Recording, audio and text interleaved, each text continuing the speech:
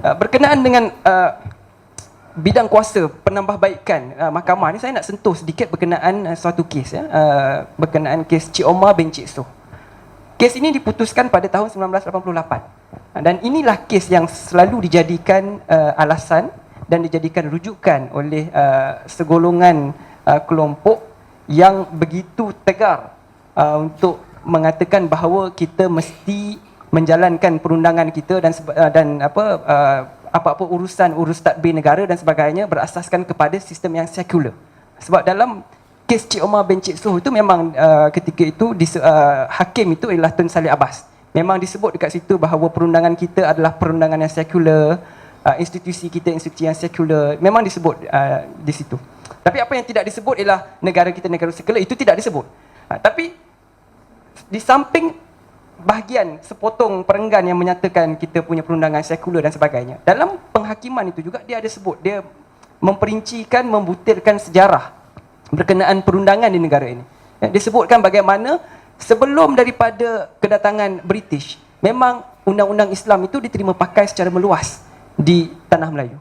Itu diceritakan dalam kes itu, ya. Jadi ini suatu pengiktirafan bahawa sebelum daripada datangnya British, kita tahu di zaman Kesultanan Melaka kita ada hukum kanun Melaka, undang-undang laut Melaka, semuanya berasaskan kepada Islam. Jadi apabila datang British dan kemudian dia campur tangan dan sebagainya, dan kemudian kita berjaya membebaskan diri, kita mencapai kemerdekaan. Jadi apakah artinya kita menyambut kemerdekaan setiap tahun kalau kita tidak mahu kembali kepada jati diri kita yang asli, ya? Jadi sebab itu dalam kes Cik Omar Cik Soh ini, kita jangan melihat semata-mata kepada pengisytiharan bahawa undang-undang kita sekular dan sebagainya. Kita lihat juga kepada keseluruhan penghakiman itu yang meletakkan pengiktirafan kepada kedudukan Islam. Apakah itu Islam? Ya? Bahkan setelah daripada kes Cik Omar Cik Soh itu, pada tahun 2005 kalau saya tak silap, ya, lama, berpuluh tahun selepas daripada itu, suatu lagi penghakiman yang saya kira landmark, iaitu kes Lina Joy. Dalam kes Lina Joy itu, dia merujuk kepada penghakiman dalam kes Cik Omar bin Cik Soh. Tapi yang menariknya ialah, dia memetik dalam kes Cik Omar bin Cik Soh itu, apa yang menariknya ialah, dalam kes Lina Joy, hakim-hakim dalam kes tersebut, dia telah elaborate dengan lebih lanjut lagi. Dia menyatakan, memandangkan Islam itu, dia punya sifat adalah menyeluruh.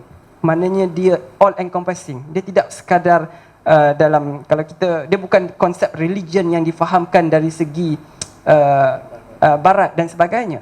Dia kalau Islam itu berasaskan konsep din itu, dia merangkumi semua aspek kehidupan.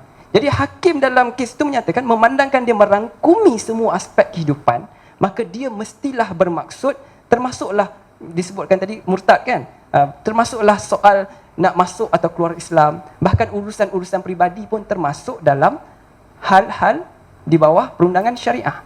Jadi memandangkan dalam kes itu ada disebut bahawa apakah itu perundangan syariah. Dan perundangan syariah itu maksudnya dia merangkumi semua benda. Jadi apabila kita faham merangkumi ke semua benda, dan ini datangnya daripada mahkamah sivil, penghakiman mahkamah sivil, dia bermaksud bila kita guna pakai benda ini, dan kalau pindaan itu nanti diluluskan, pindaan 355 itu nanti diluluskan, kalau dibaca bersama dengan penghakiman Mahkamah Persekutuan dalam kes Lina Joy yang saya sebut tadi, bermaksud sudah tentulah Mahkamah Syariah itu memang dah tentu-tentu dinaik tarafnya. Bidang kuasanya itu mesti merangkumi semua perkara.